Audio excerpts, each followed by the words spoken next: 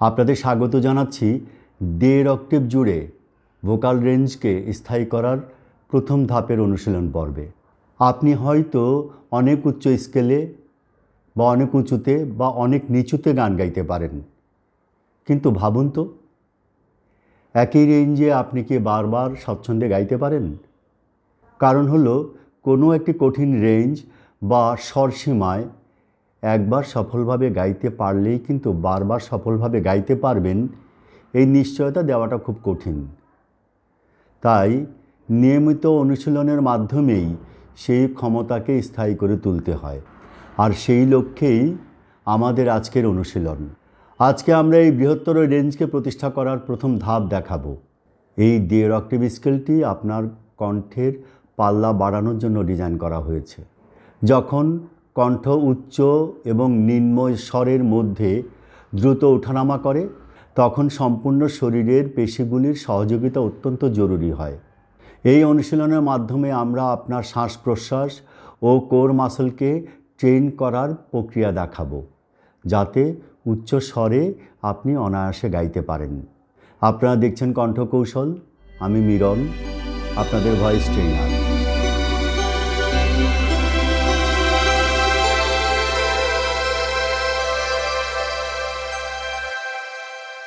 এই অনুশীলনটিকেও আমরা high larynx exercise বলবো, কারণ এটিকে সঠিকভাবে গাইতে পারলে ল্যারিংসের উপরে পেশি ল্যারিংসকে উপরের দিকে টান টান করে ধরে রাখবে। সেই টান ভোকাল কর্ডের উপর পড়বে এবং ভোকাল কর্ড কিছুটা লম্বা ও সরু হবে।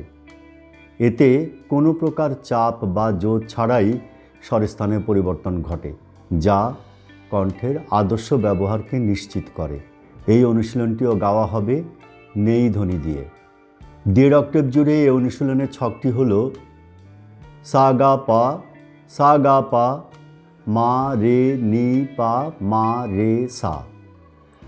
দেড় অক্টেভ স্কেলে নেই ধ্বনি ব্যবহার করা হয় মিক্সড ভয়েস বা মিশ্র স্বরের কৌশল আয়ত্ত করবার জন্য এবং আপনার কণ্ঠের পাল্লা প্রসারিত করার জন্য। এই ধ্বনিটি গায়কদের হেড ও চেস্ট ভয়েসের মধ্যে মসৃণ সংযোগ তৈরি করতে সহায়তা করে। উচ্চ স্বরগুলিতে পৌঁছানোর সময় নেই ধ্বনিটি এমন একটি হালকা টান তৈরি করে যা ভোকাল কর্ডের অতিরিক্ত টেনশন দূর করে। এটি বিজ্ঞানসম্মতভাবে উচ্চ নোটে চিৎকার না করে বা ভাঙা স্বর তৈরি না করে উজ্জ্বল ও নিয়ন্ত্রিত স্বর বজায় রাখতে সাহায্য করে।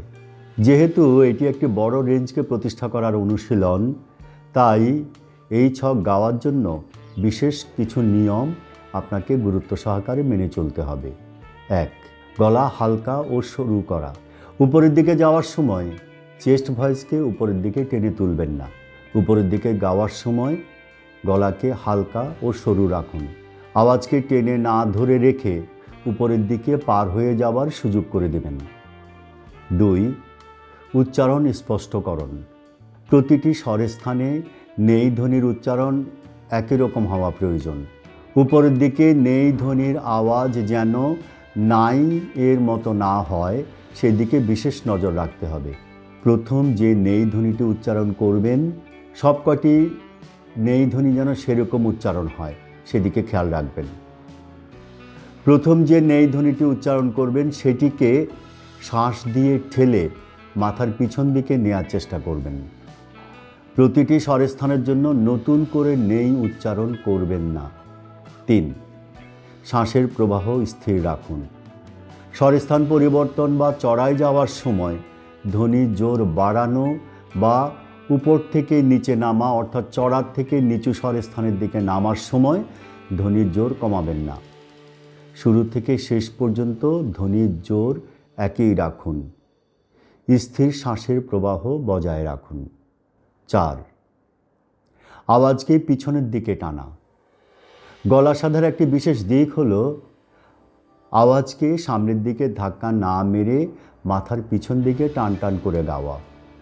সামনের দিকে ধাক্কা মেরে গাইলে গলায় চাপ পড়বে এবং স্বরের নমনীয়তা নষ্ট হবে। 5. দমকে ধরে রাখা। পুরো আবর্তন একদমে গাইতে হবে। দীর্ঘ রেঞ্জে দমকে ধরে রাখার এটি একটি গুরুত্বপূর্ণ অভ্যাস। 6,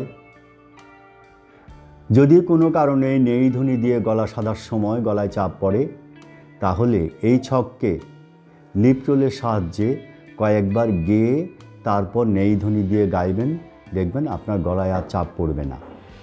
এটি হবে আপনার রক্ষা কবচ। এই অনুশীলনটি গেয়ে দেখাবে সঙ্গীত ভবনের শিক্ষার্থী সুহানা।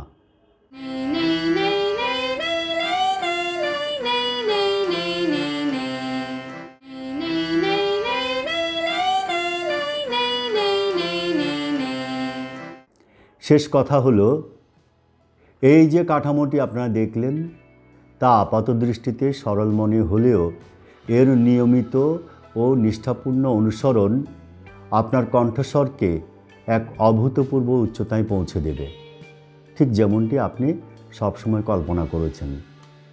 সুচিন্তিত এবং বৈজ্ঞানিক ভিত্তিসম্পন্ন এই কণ্ঠ অনুশীলনে নিজেকে উৎসর্গ করুন আর আপনার বহু প্রতীক্ষিত স্বপ্নকে আজই বাস্তবতার রূপ নিন। একটি সত্যবাণী আমাদের প্রত্যেকের মনে রাখা দরকার, তা হলো আমাদের প্রত্যেকের ভেতরেই সুমধুর ধ্বনি সৃষ্টির অর্থাৎ গান গাওয়ার একটি জন্মগত ক্ষমতা সুপ্ত রয়েছে। কিন্তু যখন আমরা কথা বলি বা কথা বলা শিখি, তখন ধীরে ধীরে জীবন চলার পথে আবেগ প্রকাশের জন্য কণ্ঠস্বরকে তার স্বাভাবিক ও সঠিক উপায়ে ব্যবহার না করে ভুলভাবে ব্যবহার করতে শুরু করি। তখনই সমস্যা তৈরি হয়, তখনই আমাদের গান গাওয়ার কণ্ঠ তার ক্ষমতা হারাতে থাকে। অনুশীলন সংক্রান্ত আপনার মতামত বা অভিজ্ঞতা মন্তব্যের ঘরে লিখে জানাবেন। আর আপনারা যারা আমার সাথে সরাসরি যোগাযোগ করতে ইচ্ছুক, তারা আমার দেওয়া ইমেইলে আপনাদের হোয়াটসঅ্যাপ নাম্বার পাঠাবেন, আমি যোগাযোগ করব। দেখা হবে আগামী পর্বে কণ্ঠকৌশলের আরও নতুন ও কার্যকর কৌশল নিয়ে। সে পর্যন্ত ভালো থাকবেন। ধন্যবাদ।